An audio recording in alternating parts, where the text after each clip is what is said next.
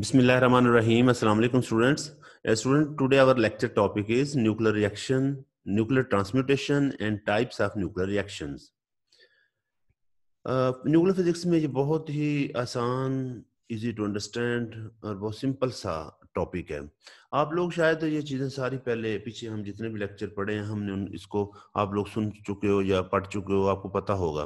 लेकिन यहाँ हम न्यूक्लियर फिजिक्स की ज़बान में, उसकी लैंग्वेज में कुछ, न्यूक्लियर फिजिक्स की लैंग्वेज में हम कुछ इसको समझने की कोशिश करते हैं। तो बेटे ये न्यूक्लियर ट्रांसम्यूटेशन और न्यूक्लियर की कुछ टाइप्स को अगर डिटेल में हम पढ़ते हैं, लेकिन उससे पहले हमें पता होना चाहिए कि न्यूक्लियर रिएक्शन क्या है। अब आप देखो, न्यूक्लियर रिएक्शन तो आप पहले काफ़ी आपने पढ़े हैं, सुने हैं, देखे हैं, लेकिन यहाँ हम ज़रा स्पेशल देख लेते हैं कि एक न्यूक्लियर रिएक्शन होता क्या है। असल में न्यूक्लियर रिएक्शन एक प्रोसेस है, ये एक प्रोसेस है। न्यूक्लियर रिएक्शन एक न्यूक्लियर प्रोसेस है जिसमें या तो दो न्यूक्लिया आपस में इंटरेक्ट करें और कुछ हमें प्रोडक्ट दें, कुछ चेंज उनमें आ जाए। दो न्यूक्लिया इंटरेक्ट करें और उनमें कुछ चेंज आ जाए तो हम कहेंगे ये न्यूक्लियर रिएक्शन है।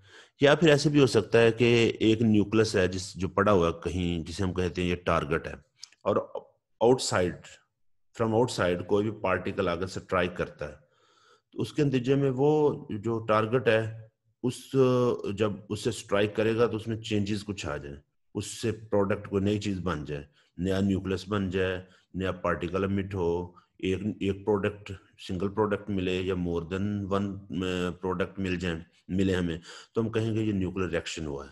मतलब हम कह सकते हैं इन शॉर्ट के न्यूक्लियर रिएक्शन जो है ना, वो एटम के न्यूक्लियर रिएक्शन में एटम का न्यूक्लियस इफेक्ट होता है, तो ये न्यूक्लियर रिएक्शन है। असल में न्यूक्लियर रिएक्शन क्यों करवाते हैं हम, या क्यों न्यूक्लियर रिएक्शन के नतीजे में क्या होता है? तो सबसे बड़ी चीज जो है जो न्यूक्लियर रिएक्शन के नतीजे में हमें, वो ये है कि हमें एनर्जी गेन होती है, एनर्जी जनरेट होती है, जिसे हम फॉर यूजफुल पर्पज इस्तेमाल करते हैं। अब उसमें एक तो न्यूक्लियर एनर्जी जनरेट होती है, दूसरा ये भी होता है कि हमें नए न्यूक्लियाई, नए एलिमेंट जो हैं वो मिलते हैं। और आपको ये पता है स्टार्स में या फिर सन में जितने भी नए एलिमेंट हैं, या इवन यूनिवर्स में जितने भी आपको एलिमेंट जो एग्जिस्ट करते हैं, जो हाइड्रोजन से हैवियर हैं एलिमेंट, वो तमाम न्यूक्लियर रिएक्शन के नतीजे में ही बने हैं।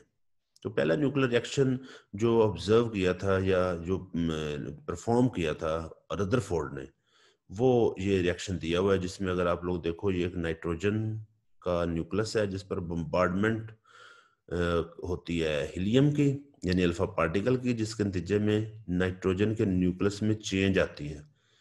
चेंज कैसे आती है कि इसमें एक प्रोटॉन और 3 न्यूट्रॉन अब्जॉर्ब कर लेता है ये नाइट्रोजन का एटम। तो जब ये अब्जॉर्ब करेगा न्यूक्लियॉन्स को, तो इसके न्यूक्लियस में न्यूक्लियॉन की तादाद बढ़ जाएगी।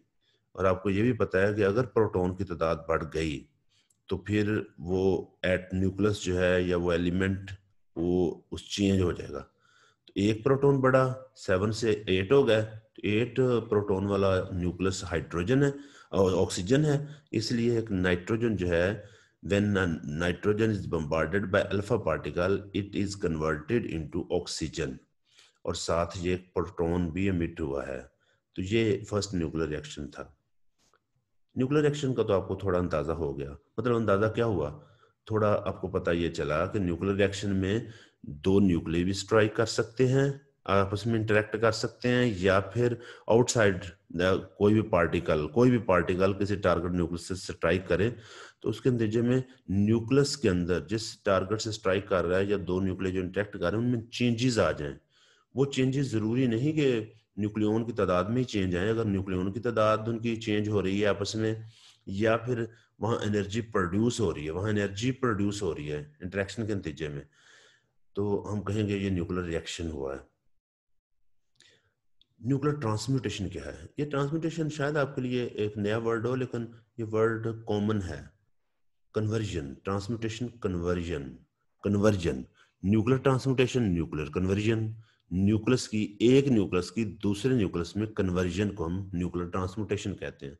तो ये याद रखना बहुत आसान है, इसको याद रखना है बस आपने, कि एक न्यूक्लियस की दूसरे न्यूक्लियस में कन्वर्जन को हम न्यूक्लियर ट्रांसम्यूटेशन कहते हैं। अब आपको बेटे पता है कि एक न्यूक्लियस के अंदर क्या होता है, मेन तो न्यूक्लियन है और उनमें स्पेशल प्रोटॉन और न्यूट्रॉन है। तो हम कह सकते हैं कि अगर किसी न्यूक्लियस के अंदर न्यूक्लियॉन्स यानी प्रोटॉन या न्यूट्रॉन में चेंज आती है तो हम कहेंगे न्यूक्लियर ट्रांसम्यूटेशन हुई है। यानी न्यूक्लियर ट्रांसम्यूटेशन ये वो प्रोसेस है जिसके नतीजे में न्यूक्लियस के न्यूक्लियन चेंज होते हैं। अब मसला ये आता है कि न्यूक्लियर ट्रांसम्यूटेशन अचीव कैसे होती है। अचीव का तरीके दो हैं, या तो आउटसाइड पार्टिकल रिएक्ट करे जैसे न्यूक्लियर रिएक्शन में मैंने बताया, outside the outside outside from nucleus, कोई भी पार्टिकल आकर न्यूक्लियस से स्ट्राइक करता है, न्यूक्लियस को टारगेट लेता है कोई पार्टिकल और न्यूक्लियर रिएक्शन होता है, तो हम कहेंगे ये न्यूक्लियर ट्रांसमिटेशन हुई है। एक तो ये है, या फिर इनसाइड, वही नेचुरली इनसाइड कोई न्यूक्लियर डिके हुआ है, यानी अल्फा बीटा या गामा रेडिएशन इमिट हुई है और पार्टिकल एक न्यूक्लियस खुद खुद डिसइंटीग्रेट हुआ है और कन्वर्ट हो गया एक न्यूक्लियस से दूसरे में, या इवन उसकी स्टेट में चेंज आ गई है, तो हम कहेंगे ये भी न्यूक्लियर ट्रांसम्यूटेशन है। But this type of nuclear transmutation is called radioactive decay. तो न्यूक्लियर रिएक्शन हो चाहे आउटसाइड द पार्टिकल आने से या इनसाइड चेंजेस आए, लेकिन न्यूक्लियस में चेंज आती है और न्यूक्लियस कन्वर्ट होगा किसी और में, तो हम कहेंगे न्यूक्लियर ट्रांसम्यूटेशन है। यहाँ पर एक प्लूटोनियम की एग्जांपल सिंपल सी ली हुई है कि प्लूटोनियम, अगर आप लोग देखें तो प्लूटोनियम पर ये रेड कलर में ये न्यूट्रॉन है जो बम्बार्ड हो रहा है प्लूटोनियम न्यूक्लियस पर, और इसके नतीजे में पहले ये मेटास्टेबल स्टेट एक दरमियान में आई है जिसमें न्यूट्रॉन अब्जॉर्ब हुआ है, प्लूटोनियम ने अब्जॉर्ब कर लिया और एक प्लूटोनियम का एक दूसरा आइसोटोप बन गया 240। 230 पर न्यूट्रॉन की बम्बार्डमेंट हुई और 240 बन गया, और फिर थोड़ी देर बाद because it 240 plutonium 240 is a metastable state of plutonium, so it is converted into two product with the two more neutrons.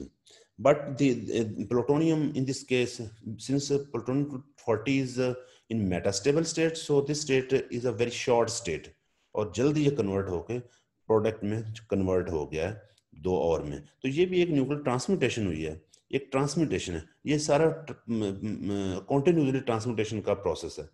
Plutonium 239 से प्लूटोनियम 240 का बनना, this is also sort of nuclear transmutation.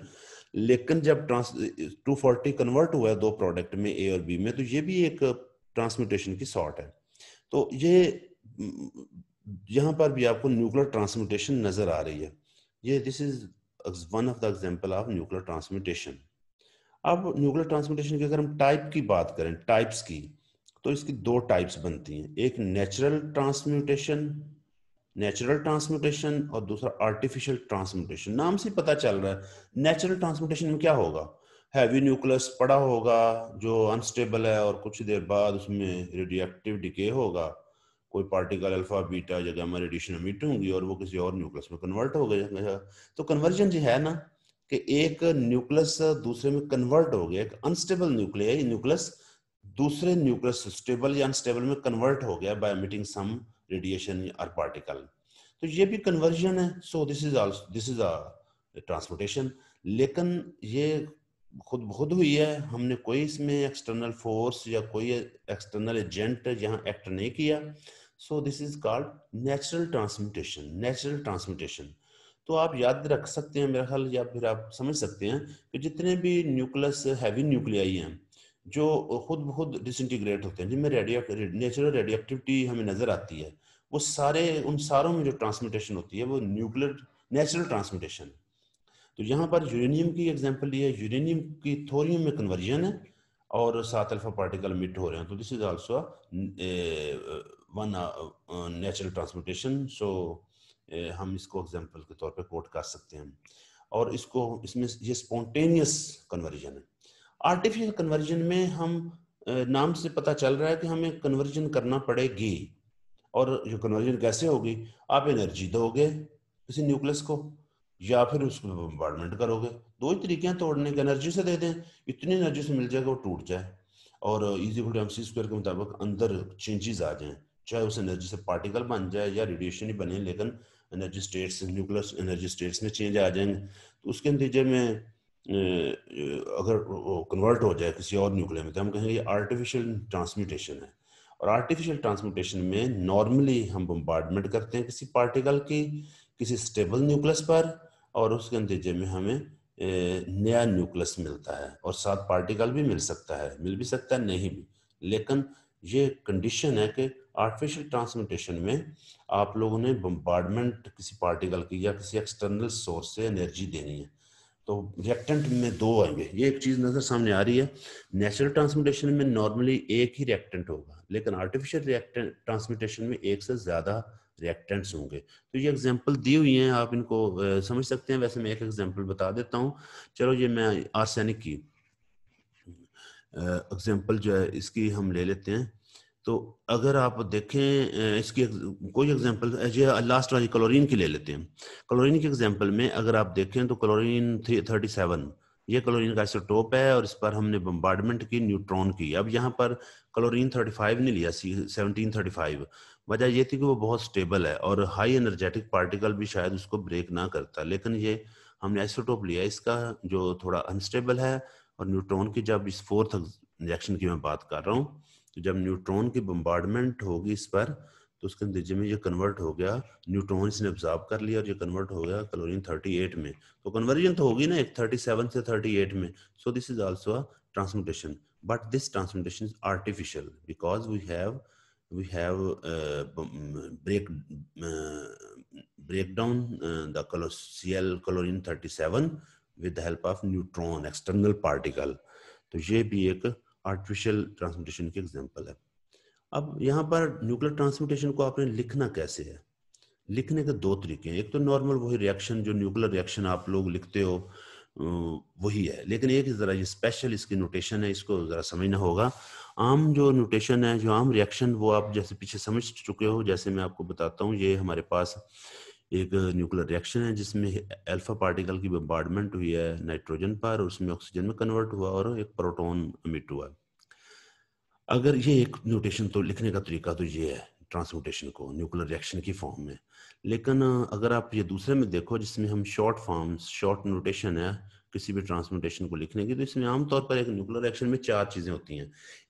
चार चीजें, चार चार इंक्लूड हैं, चार आप समझ लें कि चार पार्टिकल या फिर चार इन्वॉल्व हैं इसमें एजेंट। जिसमें पहला हम कहते हैं टारगेट न्यूक्लियस, जिस पर बम्बार्डमेंट होनी है वो टारगेट। दूसरा जिसने बम्बार्डमेंट करनी है वो कहलाएगा बम्बार्डिंग पार्टिकल या प्रोजेक्टाइल। प्रोजेक्टाइल जो आया पीछे से टकराने के लिए, या बम्बार्डिंग पार्टिकल।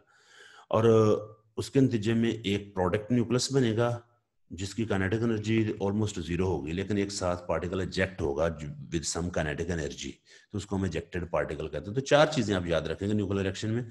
ये चारों किसी न्यूक्लियर रिएक्शन में नॉर्मली हो सकती हैं, होती हैं, लेकिन किसी में नहीं भी हो सकती। लेकिन ये चारों आप इनको समझना होगा, क्योंकि most of the nuclear reaction में ये चारों इन्वॉल्व होती हैं। तो हमने ये चार, यानी एक ऐसा न्यूक्लियर रिएक्शन लिया जिसमें दो रिएक्टेंट थे और दो ही प्रोडक्ट, तो उसको लिखने का तरीका यहाँ देखा हमने। उसमें एक टारगेट न्यूक्लियस जिस पर बम्बार्डमेंट होनी है, एक प्रोजेक्टाइल या बम्बार्डिंग पार्टिकल जिसने बम्बार्डमेंट करनी है और टारगेट को तोड़ना है। फिर इसमें एजेक्टेड पार्टिकल होगा जो विद सम काइनेटिक एनर्जी निकलेगा, और एक प्रोडक्ट न्यूक्लियस होगा। तो हम इसको जो एजेक्टेड पार्टिकल और बम्बार्डिंग पार्टिकल, इनको हम ब्रैकेट में लिखते हैं, और उनसे बाहर दोनों तरफ रिएक्टेंट को लेफ्ट साइड पे और प्रोडक्ट को राइट साइड पर लिखते हैं। तो अब आपने ये जो भी जितनी चीज़ें पढ़ी देखी हैं उनको सॉल्व, उनके लिए ये एक छोटी सी एक्सरसाइज है, आप लोगों ने ये करनी है। आप इसको समझ सकते हो, कुछ ज़्यादा मुश्किल नहीं है। ये पहले क्वेश्चन में आप लोगों को वही short notation of nuclear transmutation दिखाई हुई है कोबाल्ट की। तो आपने इसको कंप्लीट करना है बस, कि इसमें एक्स क्या है, इसके एक्स का ए और जी भी लिखना है। दूसरे रिएक्शन में आप लोगों ने सिर्फ बताना यह है कि इनमें कौन सा ट्रांसम्यूटेशन, कौन सी इक्वेशन ट्रांसम्यूटेशन को रिप्रेजेंट कर रही है। तो ये थोड़ा सा इसको समझने की कोशिश करनी है। और जो थर्ड है वो आप लोगों ने ये इसमें नेचुरल ट्रांसम्यूटेशन कौन सी है वो बतानी है। तो हमने इनको ऑलमोस्ट सबको डिस्कस कर लिया पीछे, आप लोग इसको खुद देखोगे। नेक्स्ट है टाइप ऑफ न्यूक्लियर रिएक्शन। हमारा जो इस लेक्चर का दूसरा पार्ट है टाइप ऑफ न्यूक्लियर रिएक्शन, तो हम उन पर बात करेंगे। टाइप ऑफ न्यूक्लियर जो इंपॉर्टेंट टाइप्स हैं वो ये कुछ यहाँ टाइप्स जो हैं वो हमें नज़र आ रही हैं, हम उनको देख लेते हैं वन बाय वन। तो न्यूक्लियर रिएक्शन की टाइप्स में पहली टाइप जो है वो, यहाँ स्पेशल नाम तो नहीं दिए हुए लेकिन यहाँ पर उनकी डिटेल दी हुई है हर एक की। तो फर्स्ट टाइप में ऐसा भी न्यूक्लियर रिएक्शन हो सकता है, ऐसा कुछ बाज़-औक़ात होता है न्यूक्लियर रिएक्शन के जिसमें हमें जो फाइनल प्रोडक्ट हैं वो 2 से ज़्यादा मिले। ये ऑल्दो अगर कम होता है मतलब, लेकिन इसमें न्यूक्लियर रिएक्शन जो प्रोडक्ट हैं वो हमें 2 से ज़्यादा मिलते हैं।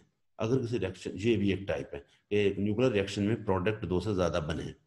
मसलन आप लोग देख सकते हो जब प्रोटॉन एक प्रोजेक्टाइल की बम्बार्डमेंट होगी न्यूक्लियस पर, नाइट्रोजन पर, तो उसके नतीजे में बेरिलियम बन रहा है, 7 अल्फा पार्टिकल 2 मिट हो रहे हैं, तो टोटल 3 प्रोडक्ट बने। तो ये एक टाइप रिएक्शन की, न्यूक्लियर रिएक्शन की इस तरह भी हो सकती है कि प्रोडक्ट हमें 2 से ज़्यादा मिलते हैं। इसी तरह सेकंड में आप लोग देखो बेरियम, क्रिप्टॉन और एक नाइट्रोजन मिल रहा है यूरेनियम पर जब बम्बार्डमेंट होती है नाइट्रोजन की, न्यूट्रॉन की।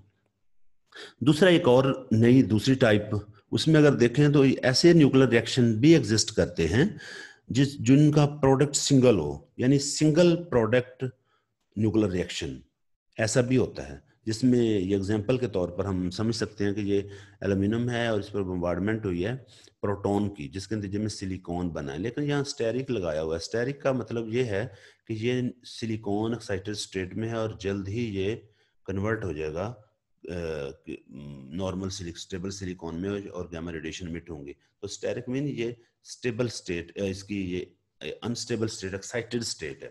लेकिन यहाँ पर अगर हम फाइनल स्टेट दिखाते हैं तो प्रोडक्ट में दो प्रोडक्ट आ जाने थे, तो हमने वहां तक लिया है जब ये एक्साइटेड स्टेट में गया है। तो ये भी एक न्यूक्लियर रिएक्शन ही बनता है कि अगर कोई भी प्रोटॉन बम्बार्ड होता है जब किसी न्यूक्लियस पर, तो उसके नतीजे में हमें एक्साइटेड न्यूक्लियस एक सिंगल मिले। फिर इस तरह के न्यूक्लियर रिएक्शन भी हो सकते हैं कि जिसमें रिएक्टेंट 2 से ज्यादा हो। पहली टाइप में तो आपने देखा प्रोडक्ट 2 से ज्यादा, लेकिन यहाँ पर थर्ड में रिएक्टेंट 2 से ज्यादा हो। तो ये आमतौर पर ये स्टेलर इंटीरियर में ये होता है, यानी स्टार्स के अंदर ये रिएक्शन इस तरह के होते हैं जहाँ पर बहुत ज़्यादा हीट होती है और वहाँ पर प्लाज्मा क्रिएट होता है। वहाँ पर इतनी हीट से अल्फा पार्टिकल आपस में मर्ज होकर और एलिमेंट बना सकते और न्यूक्लियस बना सकते हैं। तो यहाँ पर नजर आया 3 अल्फा पार्टिकल मर्ज हुए और उसके नतीजे में एक प्रोडक्ट हमें कार्बन मिला। तो आप लोग ये इसको समझ सकते हैं कि इस तरह के रिएक्शन होते हैं जिनमें 2 से ज्यादा रिएक्टेंट इन्वॉल्व होते हैं। नेक्स्ट फोर्थ टाइप में अगर आप लोग देखें तो ऐसा भी होता है कि इनिशियल और फाइनल प्रोडक्ट आइडेंटिकल होते हैं। एक न्यूक्लियर रिएक्शन की ये भी टाइप है कि इनिशियल और फाइनल यानी जो रिएक्टेंट्स और प्रोडक्ट आइडेंटिकल हों। देखें बहुत ये इंटरेस्टिंग रिएक्शन, न्यूक्लियर रिएक्शन है जिसमें एक ऑक्सीजन के न्यूक्लियस पर बम्बार्डमेंट हो रही है प्रोटॉन की, और नतीजे के तौर पर भी एक प्रोटॉन और ऑक्सीजन का वही है। तो शायद ये रिएक्शन हुआ ही नहीं। रिएक्शन हुआ है बेटे, रिएक्शन हुआ है, लेकिन अंदर काइनेटिक एनर्जी में ट्रांसफर हुई है। प्रोटॉन ने अपनी कुछ काइनेटिक एनर्जी ऑक्सीजन को दे दी है। लिहाजा प्रोटॉन जब वो होगा एजेक्ट पार्टिकल के तौर पे ये आएगा सामने, जब निकलेगा तो इसकी एनर्जी जो है वो पहले जो बम्बार्डिंग प्रोजेक्टाइल प्रोटॉन था उससे डिफरेंट होगी। तो यहाँ पर एनर्जी चेंजेस आई हैं। तो आप लोगों को मैंने पहले भी शुरू में बताया कि न्यूक्लियर रिएक्शन में जरूरी नहीं कि हमें नए न्यूक्लियर मिले, ये बहुत जरूरी है, लेकिन इसके साथ साथ ये भी ऐसे भी न्यूक्लियर रिएक्शन हो सकते हैं जिसमें एनर्जी चेंजेस, न्यूक्लियस के अंदर एनर्जी चेंजेस आ जाएं, तो वो भी एक न्यूक्लियर रिएक्शन है। तो इसमें एनर्जी चेंजेस आई हैं, रिएक्टेंट और प्रोडक्ट वही रहे हैं लेकिन दोनों की एनर्जी में चेंज आ गई। तो ये भी एक न्यूक्लियर रिएक्शन की टाइप है। और यहाँ पर हम लास्ट टाइप को देखेंगे। ये लास्ट टाइप जो है न्यूक्लियर रिएक्शन की, इसमें अगर आप लोग देखें यानी कुछ ऐसे न्यूक्लियर रिएक्शन भी होते हैं कि जिसके नतीजे में हमें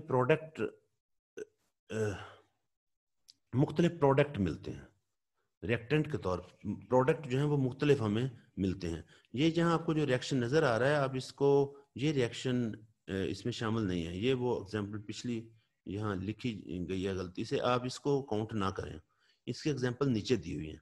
यानी कुछ न्यूक्लियर रिएक्शन में ऐसा होता है कि रिएक्टेंट एक ही हो लेकिन प्रोडक्ट एक से ज्यादा बने, मुख्तलिफ प्रोडक्ट्स बने। ऐसे न्यूक्लियर रिएक्शन भी होते हैं। तो अगर इनमें देखें तो ये एग्जांपल बड़ी अच्छी यहाँ कोट हुई है ड्यूटेरियम की। Deuteron, I am sorry, deuterium और ड्यूट्रॉन का डिफरेंस सुन लें। ड्यूट्रियम होता है atom of isotope of hydrogen, isotope of hydrogen. इस आइसोटोप ऑफ हाइड्रोजन को अगर आप पूरा एटम में आइसोटोप है तो उसको हम ड्यूट्रियम कहेंगे, लेकिन अगर उसका न्यूक्लियस ले लें तो दिस बिकम्स ड्यूट्रियन। तो ड्यूट्रॉन जो है, ड्यूट्रॉन की बम्बार्डमेंट जब होती है यूरेनियम 235 पर तो उसके अंदर नेपच्योनियम बनता है। लेकिन ऐसा नहीं कि सिर्फ नेपच्योनियम और उसके साथ गामा रेडिएशन इमिट हो, बल्कि ये प्रोडक्ट मुख्तलिफ भी हो सकते हैं। जैसे ड्यूट्रॉन की बम्बार्डमेंट जब हम यूरेनियम को करते हैं तो ये डिपेंड करता है ये ड्यूट्रॉन की काइनेटिक एनर्जी पर कि प्रोडक्ट क्या बनना है, डिसाइड ये एनर्जी करेगी। तो ये नेपच्योनियम के और गामा रेडिएशन का प्रोडक्ट भी बन सकता है, नेपच्योनियम व न्यूट्रॉन का प्रोडक्ट भी बन सकता है, और नेपच्योनियम ये बन सकते हैं। लेकिन रिएक्टेंट एक प्रोडक्ट डिफरेंट है। यूरेनियम का नया आइसोटोप और प्रोटॉन भी बन सकते हैं, और यूरेनियम का नया आइसोटोप और ट्रिटियम भी बन सकते हैं, ट्रिटियन भी बन सकते हैं। तो ये एक ही रिएक्टेंट हैं, लेकिन प्रोडक्ट आप देखो 4 किस्म के आपको नजर आ रहे हैं। तो ये वजह क्या है, रीजन क्या है डिफरेंट प्रोडक्ट आने की? डिफरेंट प्रोडक्ट की वजह प्रोजेक्टाइल की एनर्जी है। प्रोजेक्टाइल टारगेट न्यूक्लियस की एनर्जी भी, इंटरनल जो एनर्जी है वो भी काउंट होती है। तो दोनों की एनर्जी में डिफरेंट होने की वजह से प्रोडक्ट डिफरेंट आएगा। तो देखने में तो प्रोडक्ट रिएक्टेंट एक ही लगेंगे, एक ड्यूट्रियम हम कहेंगे, एक ड्यूट्रियन और एक यूरेनियम का न्यूक्लियस है, लेकिन अंदर एनर्जी चेंजेस होने, एनर्जी में चेंजेस होने की वजह से प्रोडक्ट डिफरेंट हो सकते हैं। तो ये एक ही रिएक्टेंट से, सेम रिएक्टेंट से, आइडेंटिकल रिएक्टेंट से वेरियस प्रोडक्ट का बनना, this is another type of nuclear reaction. अब यहाँ पर 2 न्यूक्लियर रिएक्शन हमें और नजर आ रहे हैं। एक स्ट्रिपिंग रिएक्शन न्यूक्लियर रिएक्शन, एक पिकअप या इनवर्स स्ट्रिपिंग रिएक्शन है। तो इसको भी जरा समझ लेंगे लास्ट 2 एग्जांपल्स में। स्ट्रिपिंग रिएक्शन क्या है? अगर बम्बार्डेड पार्टिकल में से न्यूक्लियन टारगेट अब्सॉर्ब कर ले तो इस तरह के रिएक्शन को कहते हैं स्ट्रिपिंग रिएक्शन। याद रखना, stripping reaction is a type of reaction in which target nucleus absorb nucleon from the bombarded particle from the projectile. और इनवर्स स्ट्रिपिंग यही है कि अगर टारगेट बम्बार्डिंग पार्टिकल को न्यूक्लियन दे दे तो इसको पिकअप या फिर इनवर्स स्ट्रिपिंग रिएक्शन कहते हैं। तो ये स्ट्रिपिंग और इनवर्स स्ट्रिपिंग रिएक्शन में डिफरेंस है, आप लोग याद रखेंगे। और यही हमारा आज का ये आसान बिल्कुल इजी सा लेक्चर था। आई होप कि you have understood this lecture, and if you have any question you may ask in the class question answer session or on WhatsApp. Thank you. Allah Hafiz.